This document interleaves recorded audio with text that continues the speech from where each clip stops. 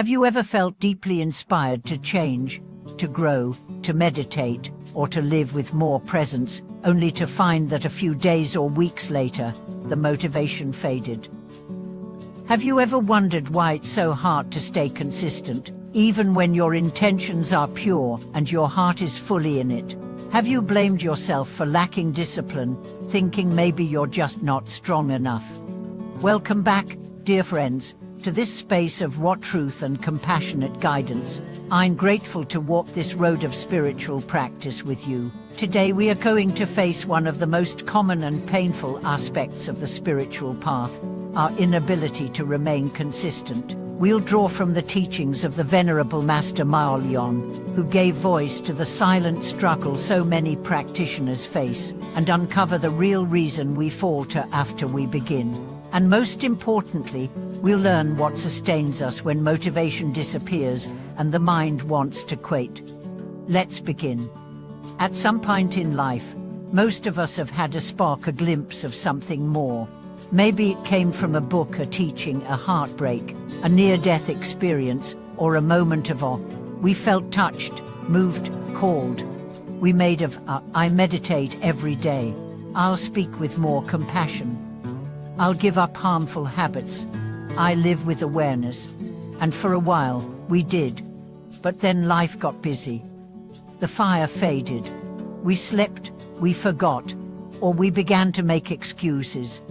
It's just this once, as I restart tomorrow. This isn't working anyway. Before we know it, the vow is a memory, and we are back in our old patterns.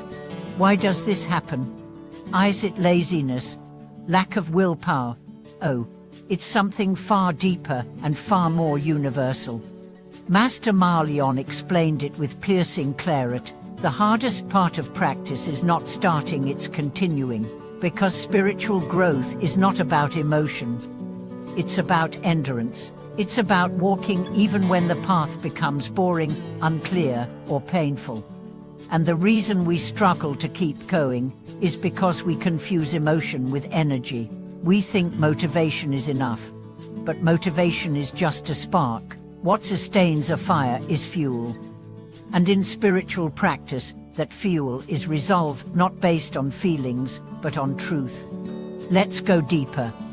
When we begin any spiritual path, we often do so in a state of emotional high. We're inspired, our vision is strong, our heart is open, but the journey quickly turns mundane.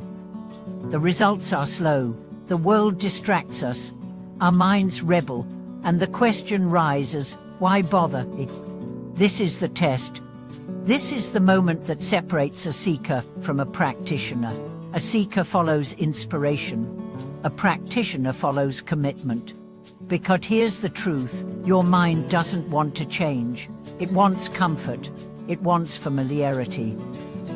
Even if your habits are painful, they are predictable. Change threatens the ego. So when you start to shift, your own mind becomes your greatest obstacle. It whispers, "This isn't helping. You're wasting your time. Look at others, they don't meditate and they're fine." These are not insights. These are defense mechanisms. They are the ego's way of surviving. So how do we continue when inspiration fades? First, we need to redefine success. Success is not about how you feel during practice. It's about showing up. If you sit in meditation and your mind races the whole time, that's not failure. That's training. If you repeat a mantra and feel nothing, that's not failure. That's planting seeds. If you get up and do your practice even when you don't want to, that's victory. Consistency beats intensity. Second, build ritual, not routine. A routine is something you do with your mind half asleep. A ritual is something you do with reverence. Even brushing your teeth can be a ritual if done with presence. Light a candle before meditating. Bow before chanting. Make tea in silence. These small acts anchor you. They make practice sacred again. Third, remember your why. Why did you begin this path? What pain pushed you? What longing called you? Return to that. Write it down. Read it when you forget, because you will forget. That's human. But memory can be reawakened.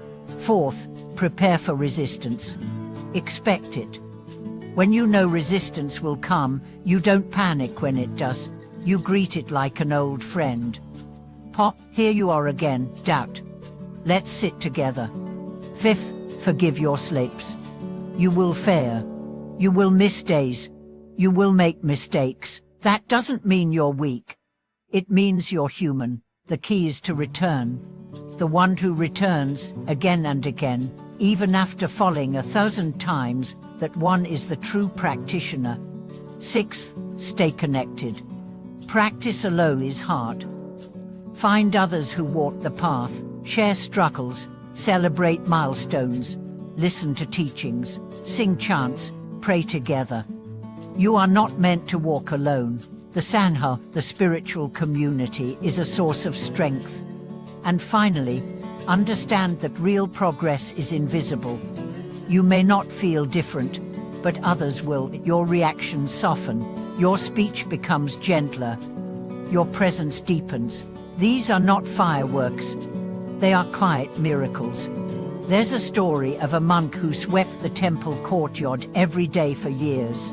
One day, a visitor asked, "Why do you sweep so carefully? No one sees."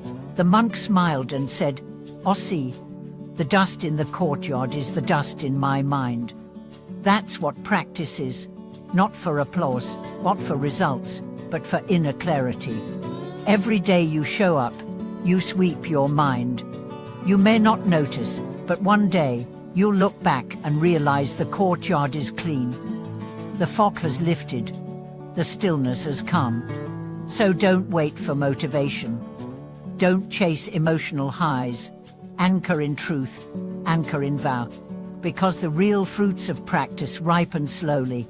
They are subtle, but they last forever. And when life shakes you, and it will, your roots will hold. Thank you for watching this video. If you've struggled with staying consistent in your spiritual path, you're not alone. Share your story in the comments. What helps you return to your practice? Let's inspire one another with honesty and encouragement. Don't forget to like, subscribe, and ring the bell to keep walking this sacred journey together. Stay committed, stay gentle, stay awake.